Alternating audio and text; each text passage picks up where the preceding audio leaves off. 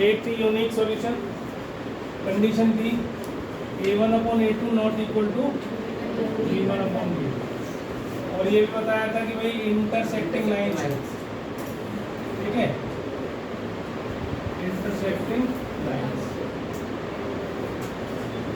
दूसरा बताया था नो सॉल्यूशन, बोलो मत मेरे को बोलिए, b1/b2 not equal to c1/c2, ये हो गई थी पैरेलल लाइंस, ठीक है। और नंबर 3 था हमारा इनफाइनाइट सॉल्यूशंस, ये थे जी a1/a2 is equal to b1/b2 is equal to c1/c2, ये थी ओवरलैपिंग, ठीक है। तो ये 3 कंडीशंस हमने पिछली क्लास में सीखी थी।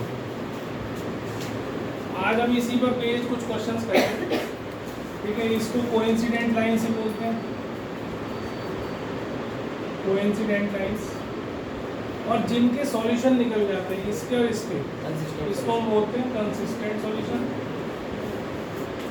चाहे यूनिक हो चाहे इनफाइनाइट हो, जिसका सॉल्यूशन ना निकले इनकंसिस्टेंट, ठीक है। तो ये 4 सारी चीजें आपको याद रखनी है और ये कंडीशंस याद रखनी है। इसी पर बेस्ड पहले मैं क्वेश्चन करा रहा हूँ, तो उसको ध्यान से देखेंगे क्या करते हैं, ठीक है। क्वेश्चन कुछ इस प्रकार के हैं। फॉर एग्जाम्पल एक एग्जाम्पल ले लो, k minus 3 into x plus 3y is equal to k, और kx plus ky is equal to 2। उसने कहा k की वैल्यू निकालो और इनफाइनाइट सॉल्यूशन, ठीक है। You have to find the value of k for infinite solutions, ठीक है। तो हमारा जो x का कोएफिशिएंट है a1 है, नहीं पहले मैं बताऊंगा उसके बाद। ये a2 है, ये b1 है, ये b2 है, ये c1 है, ये c2, ठीक है। अब इनको चाहो तो तुम इधर भी ला सकते हो, नेगेटिव साइन साथ में कंसीडर करना है। अगर राइट साइड पे रखो या तो दोनों के राइट पे होने चाहिए या दोनों के लेफ्ट पे होने चाहिए, कांस्टेंट टर्म से याद रखना है। ये ना हो कि एक का लेफ्ट पे ले रहे हो और एक का राइट पे ले रहे हो, तो क्वेश्चन गलत हो जाएगा, ठीक। तो आपको क्या करना था, इनफाइनाइट सॉल्यूशन के लिए कंडीशन बताइए हमने ये वाली। तो k माइनस 3/k, 3/k और k/12 ऐसे लिखा, ठीक है। इसका रेशो इसका रेशो इसका रेशो बराबर होना चाहिए, कंडीशन दे रखी है। अब दोनों को पहले दो को इक्वल ले लो, पहले k माइनस 3, ठीक है, इसको क्रॉस मल्टीप्लाई कर रहा हूँ, into k is equal to 3k, ऐसे लिख लो। तो ये k से k हम काट सकते हैं दोनों तरफ से, तो k कितना हो जाएगा, 3 + 3 6, तो k की वैल्यू कितनी आ गई 6। लेकिन यहाँ नहीं रुकना है, यहाँ पर नहीं रुकना है, क्या करना है, अगले दो जो कंडीशंस हैं इन दोनों को बराबर लेना है, ठीक है। तो 3/k is equal to k/12 ऐसे लेना है, और क्रॉस मल्टीप्लाई करना है, तो k² कितना आ जाएगा 36, तो k कितना आ जाएगा ±6। जब भी स्क्वायर रूट करना है, अब याद रखना 9th नहीं 10th है, तो प्लस माइनस लेना ही लेना है आपने, ठीक है। तो यहाँ आ जाना यार, दिखने में दिखेगा नहीं, तो इस दोनों पे k की वैल्यू क्या आ गई, कॉमन क्या है, व्हाट इज कॉमन 6। इसमें माइनस है, इसमें माइनस नहीं है, इसमें +6 है, यहाँ भी +6 है, तो दोनों का कॉमन सॉल्यूशन आए, दैट इज योर आंसर, ठीक। मैं दोबारा से समझा रहा हूँ क्या कहा मैंने तुमसे। एक पहली बात तो ये बताया कि कांस्टेंट या तो दोनों राइट पे हो दोनों इक्वेशंस के, या दोनों लेफ्ट पे हो। दूसरी बात, कांस्टेंट्स के सामने या कोफिशिएंट के सामने जो भी साइन है उसको लेना है आपको, पॉजिटिव है तो पॉजिटिव लेना है, नेगेटिव है तो नेगेटिव लेना है, दूसरी बात। तीसरी बात, दोनों को सॉल्व करना है इन्हें, उससे एक आंसर निकलेगा, फिर अगले दो को सॉल्व करना है, उससे एक आंसर निकलेगा, उन दोनों में जो कॉमन सॉल्यूशन है that will be your answer, that will be your solution. समझ में आ गई बात अच्छे से। अब मैं क्वेश्चन दूंगा, अब वो तुम कर लो, कोई डाउट हो तो पूछ लो। तो इनफाइनाइट सॉल्यूशन के लिए condition a1/a2 is equal to b1/b2 is equal to c1/c2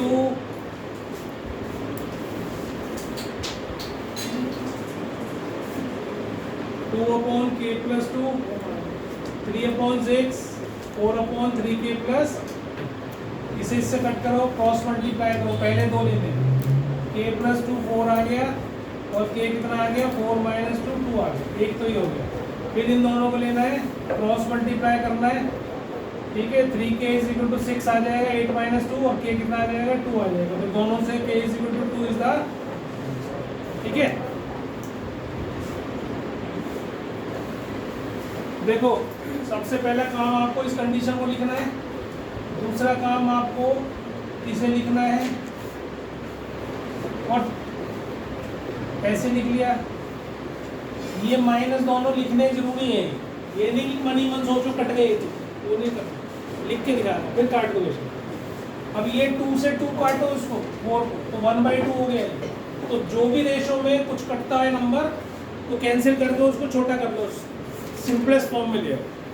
उसके बाद देखो अब ये कांस्टेंट है, तीनों बराबर है ना, ये इसके बराबर, ये इसके बराबर। मेरी बात सुन लेना ध्यान से, अपनी अकल में चलाते रहना खाली। इन दोनों को लो पहले, तो 2a - 8 = a - 1, क्रॉस मल्टीप्लाई करा, ये इसके साथ मल्टीप्लाई हुआ, 2a - 8 बना। a वाले इकट्ठे लाए, ये 8 इधर चला गया, a = 7 आ गया, ठीक। अब बहुत सारे बच्चे क्या कर रहे हैं, 7 को यहाँ डाल रहे हैं, पहले क्या जरूरत है, कुछ जरूरत नहीं। बहुत सारे बच्चे क्या कर रहे हैं, इसे क्रॉस मल्टीप्लाई कर रहे हैं, फिर बाद में a को 7 डाल रहे हैं, कोई जरूरत नहीं। ये इसके भी तो बराबर है, तो तीनों चीज बराबर है कि नहीं, a1 a2 b1 b2 c1 c2 सब बराबर है। तो क्या करना है आपने, इसको इसके बराबर रखना है, ठीक है। 2b + 1/5b - 1 को जो भी कांस्टेंट आ रहा है तुम्हारा इन तीनों में, अगर कोई कांस्टेंट वैल्यू आ रही है, जैसे ऐसे आ रही है 1/2, तो आपको क्या करना है, उसके बराबर ही रखना है उसको। अगर इक्वल है तीनों इनफाइनाइट सॉल्यूशन में, कंडीशन में, तो केवल और कहीं नहीं, ठीक है। अब क्रॉस मल्टीप्लाई करो, तो 5b - 1 = 4b + 2, इसको इधर ले आओ, 5b - 4b और 1 + 2, तो b कितना आ गया बेटा जी 3, बस खत्म होगी किसी, ऐसे करो, ठीक है। लंबा नहीं करना, आ गया तुम्हारा अच्छी बात है, मैं उसके लिए मना नहीं कर रहा, लेकिन जितना टाइम वेस्ट करोगे वहाँ उतने ही क्वेश्चन छोड़ के आओगे। 40 क्वेश्चन आ रहे हैं वहाँ पे, 40 क्वेश्चन, उसमें MCQ भी होते हैं, MCQ फंस जाते हैं बहुत बार, तो कई टाइम निकल जाता है। केस स्टडी भी आएंगी, बड़े क्वेश्चन भी आएंगे, छोटे क्वेश्चन भी आएंगे। अब तुम प्रैक्टिस नहीं करोगे, छोटी चीज़ नहीं सीखोगे, तो क्वेश्चन तुम्हारे हो तो जाएंगे, ठीक है। देखो इस वाले को कर रहा हूँ पहले, उसके बाद फिर अगला करूँगा।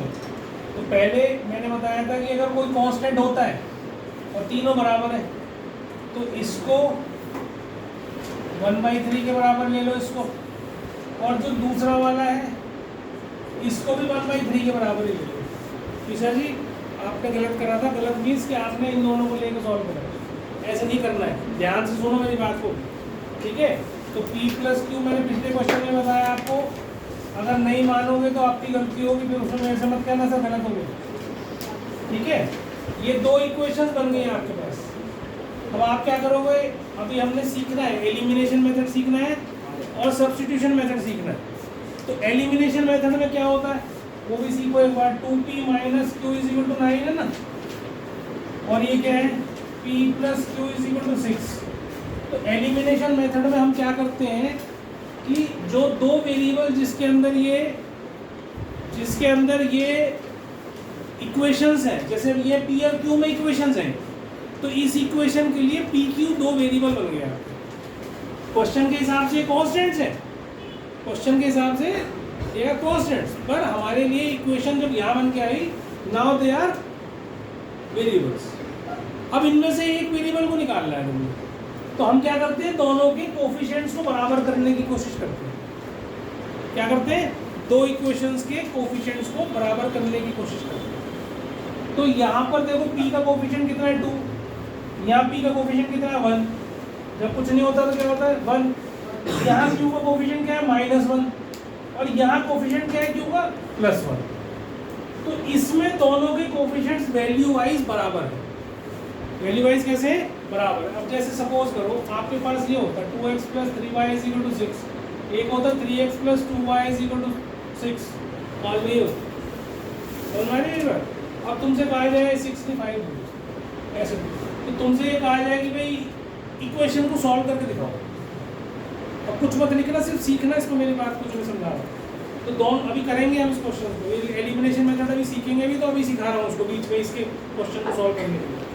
क्या करना है, इसका कोएफिशिएंट 2, इसका कोएफिशिएंट 3, इसका 3, इसका 2, दोनों को बराबर नहीं है ना। तो मेरे को किसी एक वेरिएबल के कोएफिशिएंट को इक्वल करना है।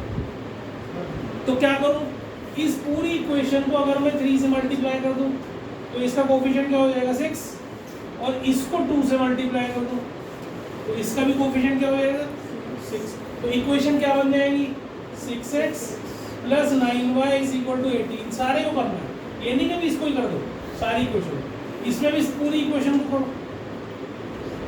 ऐसे आ गई। अब दोनों का कोएफिशिएंट सेम हो गया, हो गया, यहाँ तक समझ में आई बात नहीं आई? कोएफिशिएंट सेम करने, इसका और इसका कोएफिशिएंट सेम करना मान लो मेरे को, तो मैंने क्या करा, 2 और 3 का एलसीएम क्या होता है, 2 और 3 का एलसीएम क्या होता है 6 होता है। तो 6 कैसे बनाऊंगा इसको, 2 को 6 कैसे बनाऊंगा 3 से मल्टीप्लाई, और 3 को 6 कैसे बनाऊंगा 2 से मल्टीप्लाई कर। बात समझ में आई मेरी? इन दोनों नंबर्स का कोएफिशिएंट एलसीएम ले लो आप, इन दोनों नंबर्स का एलसीएम ले लो, जो एलसीएम आए वो आपको कोएफिशिएंट में बनाना है, ऐसे समझो, ठीक है। अब आपने इस दोनों को फिर जब सेम हो गया तो आप इसको सब्ट्रैक्ट करो, दोनों प्लस प्लस में है ना, तो इसमें से इसे माइनस कर रहा हूँ तो ये कट जाएगा, +6 - 6 कट जाएगा। यहाँ 9 - 4 कितना हो 5y, और यहाँ 18 - 10 कितना हो 8, तो y कितना आ गया 8/5। समझ में आ गई बात? अब इस 8/5 को एक इक्वेशन में ओरिजिनल वाली में किसी में भी जो छोटी हो इन दोनों में अच्छा लगे उसमें डाल दो। 2x + 3 × 8/5 = 6। तो ये 2x = 6 माइनस ये क्या बन जाएगा 24/5, उसको मैं राइट साइड पे ले जा रहा हूँ इधर। अब ऐसे बन गई 6 माइनस इतना, एलसीएम लो 5, तो ये हो जाएगा 30 - 24, 6/5 आ गया। तो 2x किसके बराबर आ गया 6/5 के बराबर आ गया। अब 2 से मैंने इसको कट करा 3 आ गया, x कितना आ गया 3/5। तो दोनों वैल्यूज आपने निकाल दी, x की वैल्यू निकाल दी और y की वैल्यू भी निकाल दी। तो जो हम एलिमिनेशन मेथड सीखेंगे, जो मैंने ये बताया है तुम्हें, वो एलिमिनेशन मेथड में x और y की वैल्यू निकालनी होती है, ठीक है। सार्थक सो रहा है,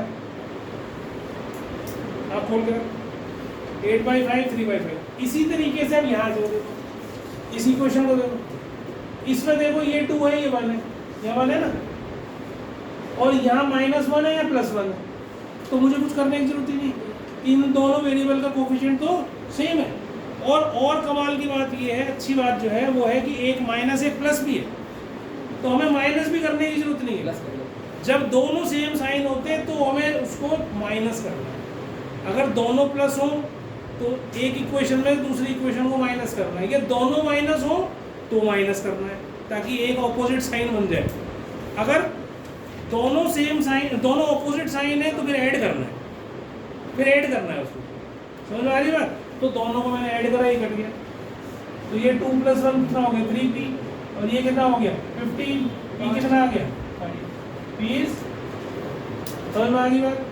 अब ये वाली वैल्यू थी, इस p की वैल्यू को एक इसमें डाल दो, छोटी इक्वेशन ये है ना, 5 + q = 6, तो q कितना आ गया 6 - 5 इज, तो q आ गया, ठीक। अभी मैं एलिमिनेशन मेथड कराऊंगा, इस क्वेश्चन में ये पहले आ गया इसलिए तुमने बीच में बताया मुझे। अभी हम बहुत सारे क्वेश्चंस के एलिमिनेशन मेथड करेंगे, तो वहाँ तुम्हें चीज़ें समझ में आ जाएंगी, ठीक है, उसकी परेशान मत होना। पर जो मैंने बताया है उसको समझने की कोशिश करो कि मैं कर क्या रहा हूँ। एलिमिनेशन में मैंने क्या किया, कोएफिशिएंट्स को हमें बराबर करना है। कैसे करेंगे हम बराबर, फिर दोबारा बता रहा हूँ, सुन लो ध्यान से। दोनों नंबर का जो कोएफिशिएंट्स हैं इनका एलसीएम निकाल लो, जो भी है। मान लो ये होता क्वेश्चन 4x + 3y = 10, और एक होता 6x + 2y = 5। समझ रहे मेरी बात, ध्यान से समझना। अब 4 और 6 का एलसीएम क्या होगा, 4 और 6 का एलसीएम बताओ। एलसीएम निकालना बेकार है, 4 और 6 में कॉमन फैक्टर है कि नहीं, तो फिर तो इन दोनों का एलसीएम क्या होगा? 12 होगा। अब 12 होगा तो 4 को 12 कैसे बनाऊंगा? 3 से मल्टीप्लाई करके, और इसको 2 से। तो अब ये 12x हो गया। ये कैसा हो गया?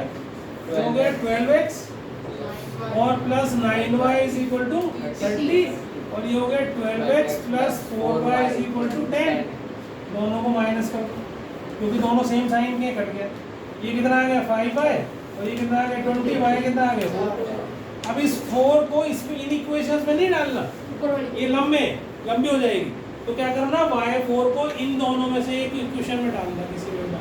पकड़ लो बेटा इसको, एक कीड़ा थोड़ी है ये, नहीं तो डिस्टर्ब भी करता रहेगा तो उसके लिए। अब पकड़, नीचे आगे वीरेश पकड़ ले इसको। अभी भी नहीं पकड़ा गया। चलो आज इसी का वो करते हैं कॉम्पिटिशन, कौन पकड़ेगा। इधर ध्यान दो बेटा, ये भी इनफाइनाइट सॉल्यूशन के लिए है।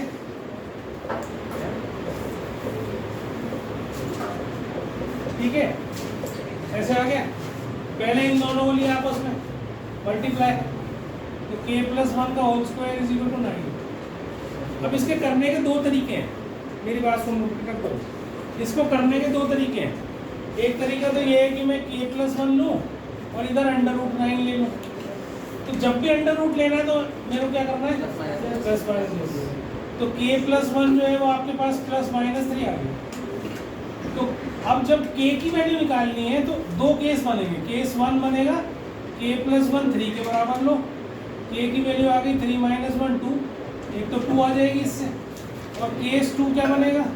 k प्लस 1 को माइनस 3 लो तो k कितना आ जाएगा? Minus 3 minus 1 that is minus 4। तो इससे हमारी पहले दो से हमारी दो वैल्यू आ गई, k2 आ गई, k माइनस 4 आ गई। ठीक, सुन हमें पहले मेरे को समझा दो। इसके अलावा आप क्या कर सकते हो? इसी क्वेश्चन को सॉल्व करने का दूसरा मेथड, इसे खोल लो।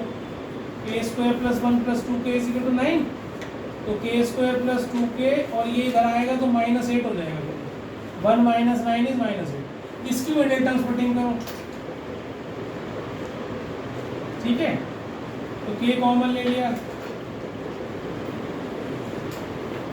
तो k प्लस 4 और k माइनस 2, तो इससे भी k कितना आ गया? माइनस 4 और 2 सेम आ गए, माइनस 4 और 2 माइनस 4। इतनी बात समझ में आ गई? आगे समझ में? अभी मैं आगे चलूँगा, जब बोलना इससे पहले नहीं बोलना। तो ये तो एक पहले दो को लेके आया, इन दोनों। ठीक है, अब सुनना ध्यान से मेरी बात, जो मेरे को समझाना है मेन चीज जिसमें तुम अटके पड़े हो। ठीक है, आपको मैंने पहले ही बताया कि जरूरी नहीं आप इन दोनों को लो।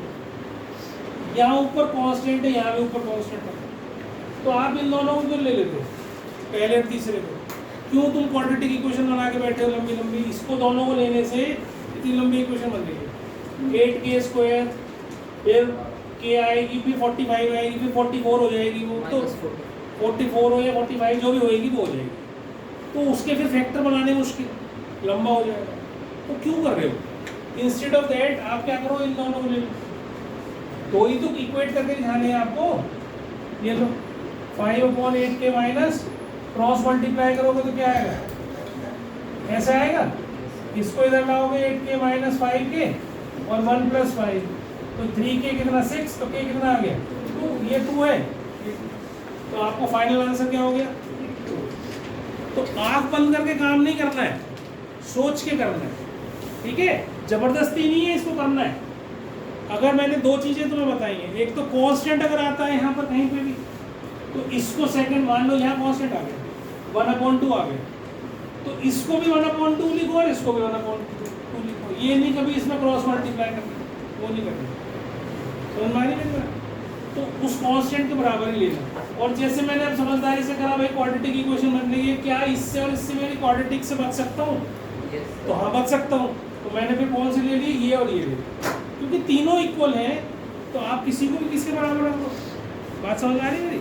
अगर तीन चीज़ें बराबर हैं तो फर्स्ट सेकंड के बराबर हो सकती है, सेकंड थर्ड के बराबर हो सकती है, फर्स्ट भी थर्ड के बराबर हो सकती है। तीनों बराबर। जो कॉमन आए, ठीक है, a1/a2 is equal to B1/B2 not equal to C1/C2। ये नो सॉल्यूशन का कंडीशन है, ठीक है। अब 3/2k-1 is equal to 1/k-1 not equal to 1/2k+1। तो इसमें आपको केवल पहले दो से ही इक्वेशन वैल्यू निकालनी है। ध्यान से समझ लेना, पहले दो से ही निकालनी है। तो क्रॉस मल्टीप्लाई कर लो इसको। तो 3k-3 is equal to 2k-1, इसको मल्टीप्लाई करा, इसको मल्टीप्लाई।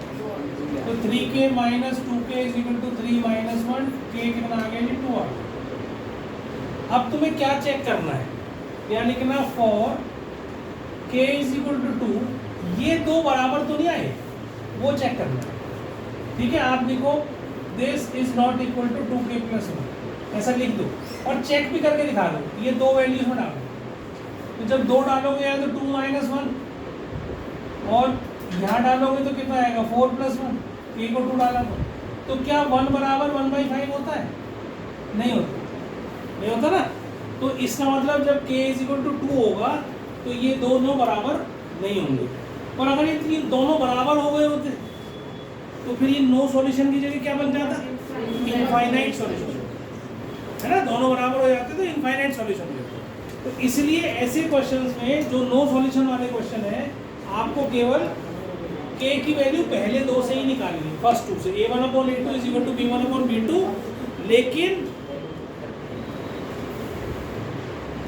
लेकिन for k is equal to 2 ये दोनों को भी हमें नॉट इक्वल टू करके दिखाना है। इसके बिना नंबर कटेंगे, ये ध्यान रखना, ठीक है। अब अगर ये तो चलो कंडीशन होगी, अब तुम्हें मैं ये भी बताता हूँ कि k इज इक्वल टू 2 डालने से ऐसा क्यों कह रहे हैं कि नो सॉल्यूशन हो जाएगा। k इज इक्वल टू 2 डालने से ये नो सॉल्यूशन हो जाएगा, पर अगर मैं k इज इक्वल टू 3 डाल दूँ तो इसका यूनिक सॉल्यूशन हो जाएगा। देखो कब जो इक्वेशन है हमारे पास, ये एक इक्वेशन है, ये इसमें तो k है ही नहीं, इसमें k इज इक्वल टू 2 डाल दो, 2 डालो तो कितना आएगा 3x। देखो 4k-1 ये हो जाएगा, और 2-1 1 हो जाएगा, और ये क्या हो जाएगा 5 हो जाएगा। तो ये क्या कंडीशन दिख रही है तुम्हें? पैरेलल लाइन की कंडीशन दिख रही है। देखो 3/3 is equal to 1/1 not equal to 1/5। तो ये दोनों तो बराबर हो गए, 1/1 ये तो बराबर हो गए, पर ये बराबर नहीं होगा। तो जो हमने नो सॉल्यूशन वाली कंडीशन पढ़ी थी वही तो बन गई। हमने नो सॉल्यूशन कंडीशन क्या पढ़ी थी कि पहले x और y के जो कोफिशिएंट्स के रेशियो है वो तो बराबर है, पर कांस्टेंट टर्म का रेशियो बराबर नहीं है। भाई नो सॉल्यूशन के लिए क्या कहा था? पैरेलल लाइंस कैसी होती थी? पैरेलल लाइंस में x और y के कोफिशिएंट्स का रेशियो हमेशा बराबर होता है, लेकिन कांस्टेंट्स का रेशियो बराबर नहीं होता। यही कंडीशन तो हमने ऊपर लिखी हुई है यहाँ पर। नो सॉल्यूशन मींस क्या? Parallel lines. पैरेलल लाइंस में ही तो केवल नो सॉल्यूशन हो सकता है। मैंने कल समझाया भी था, सॉल्यूशन कब निकलेगा? जब दोनों लाइंस आपस में इंटरसेक्ट करेंगी, या तो वो एक जगह इंटरसेक्ट कर जाए, यूनिक सॉल्यूशन इंटरसेक्टिंग लाइंस, या वो कोइंसिडेंट लाइन हो, एक दूसरे के ऊपर लाइन हो, सेम लाइन हो, समझे? टच हर पॉइंट पे टच कर रही हो, तो ही केवल हम उनको क्या कह सकते हैं? सॉल्यूशन निकला। चाहे एक सॉल्यूशन निकला, चाहे इनफाइनाइट सॉल्यूशन निकला। लेकिन अगर वो ऐसे खड़ी है पैरेलल, इस तरह से पैरेलल लाइंस का कैसे सॉल्यूशन निकलेगा? ये तो कभी मीट ही नहीं करेंगी, ये तो ये भी चलती जाएगी, ये भी चलती जाएगी। जब ये मीट करेंगी जब तो सॉल्यूशन निकलेगा। तो इसलिए ये कंडीशन जो होती है ये पैरेलल लाइंस की होती है। इसमें ये दोनों का रेशियो बराबर होता है, लेकिन इन दोनों के कांस्टेंट्स का रेशियो बराबर नहीं होता है। ऐसा आपका बेटा बहुत नहीं, तो मूड हो गया, फटाफट पढ़ाओ।